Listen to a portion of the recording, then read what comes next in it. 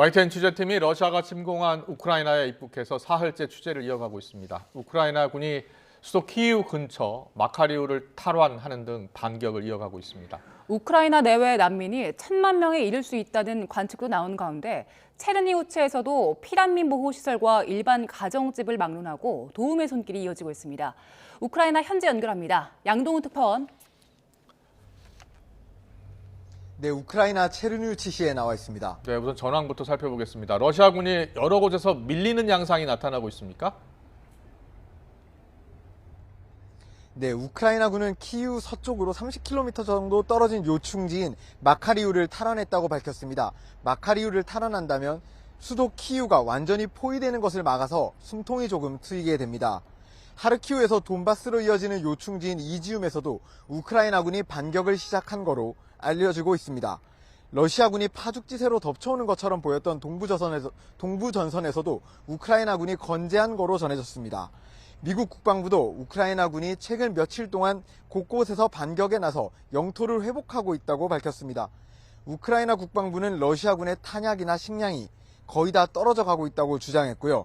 러시아군의 피해가 눈덩이처럼 커져 전사자가 10,000명에 육박했다는 내용이 러시아 매체 홈페이지에 잠시 공개되기도 했습니다. 서방 국가들은 이런 내용들이 믿을만하다고 보고 있는 거로 전해졌습니다.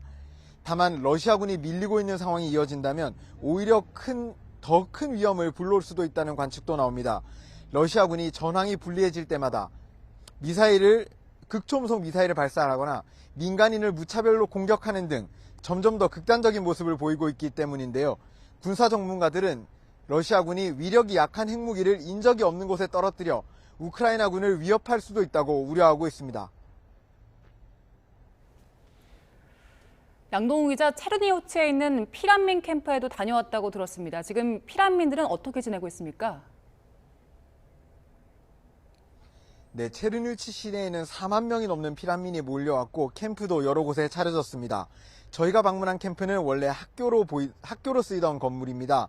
학생 기숙사에서 피난민들이 묵고 있는데 한 가족의 한 방만 제공되다 보니 집만큼 편안하게 살 수 없는 좁은 공간입니다. 고단한 피난 생활을 이어가고 있는 캠프에서는 경쾌한 음악도 울려 퍼졌습니다. 잠시 들어보겠습니다.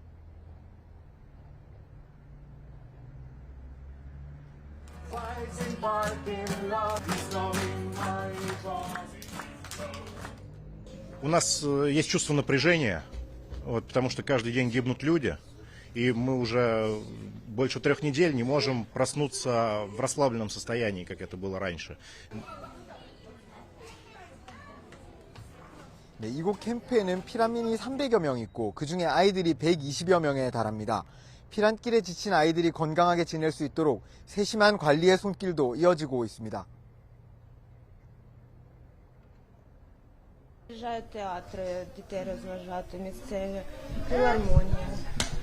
З дітьми займаються, приходять лікарі-педіатри. Тобто це такий найкращий прихисток, який... 네, 이번 전쟁의 가장 큰 피해자 어린이들이죠. 빨리 집으로 돌아갔으면 좋겠는데요. 학교 생활마저 빼앗겨버린 학생, 선생님들도 만나보셨다고요? 어떤 말을 하던가요?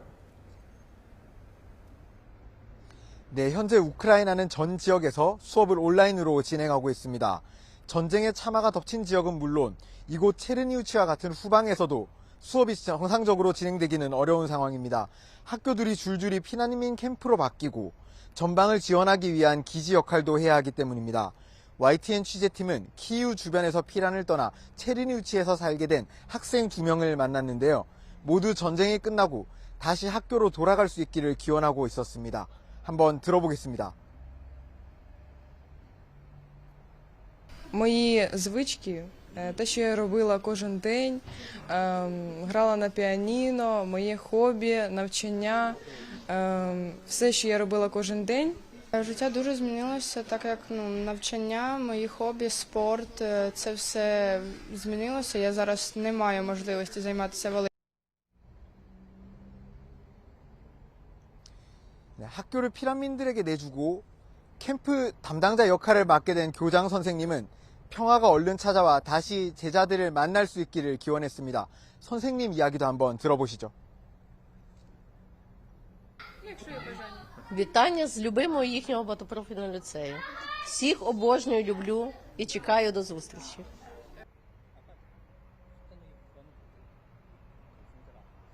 네, 저희가 청소년들을 만나는 곳은 원래 미혼모나 가정폭력 피해자를 지원하는 곳인데요. 전쟁이 시작되면서 우크라이나 각지에서 40여 명의 어머니와 자녀들이 찾아와서 함께 도움을 받고 있습니다.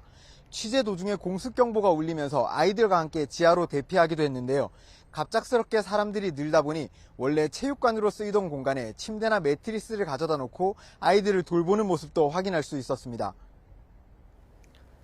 네, 양동훈 특파원. 그리고 양동훈 특파원 뒤에 사진들이 보이는데요. 누구 사진입니까? 네, 제 뒤에 보이는 사진들은 이곳 체르니우치에서 임무를 수행하다가 순직한 군경의 사진들입니다. 아직 이번 전쟁에서 숨진 군인이나 경찰의 모습이 추가된 것은 보이지 않았는데요. 지난 2010년대부터 작년까지 숨진 군인이나 경찰의 사진들이 보시는 것처럼 제 뒤에 있습니다. 저희는 이곳에서 추가적인 피해로 사진이 더 추가되지 않기를 바라는 마음에서 이 자리에서 중계를 진행하고 있습니다. 네, 그리고 우크라이나 각지에서 찾아온 피난민들에게 기꺼이 집을 제공하는 가족들도 만났다고요? 네, 체르니우치에 살고 있는 마리치카 씨 가족은 남편과 세 아이까지 모두 5명입니다. 하르키우 근처의 도시 이지움에서 온 에드아르도 씨 가족 4명, 키우에서 피란으로 온 미콜라 씨 부부까지 모두 11명이 함께 살고 있습니다. 마리치카 씨 아들과 에드아르도 씨의 쌍둥이 아들들이 함께 공놀이를 즐기는 등 시끌벅적한 분위기였는데요. 집주인 가족과 피난민 가족이 너나 할 것 없이 아이들을 함께 돌보며 원만한 생활을 이어가는 모습이었습니다. 이웃에 있는 나오미 씨의 가족도 피난민 3명과 함께 살고 있습니다. 나오미 씨 아버지는 전방으로 물품을 지원하는 민간 단체에서 일하고 있는데요. 이르핀에서 온 피난민인 코스테아 씨도 함께 손을 보태고 있습니다. 물품을 운반하려면 위험을 감수해야 하지만 더욱 위험한 사람들을 위해서 꼭 해야 하는 일이라고 모두 입을 모았습니다. 지금까지 우크라이나 체르니우치에서 YTN 양동훈입니다.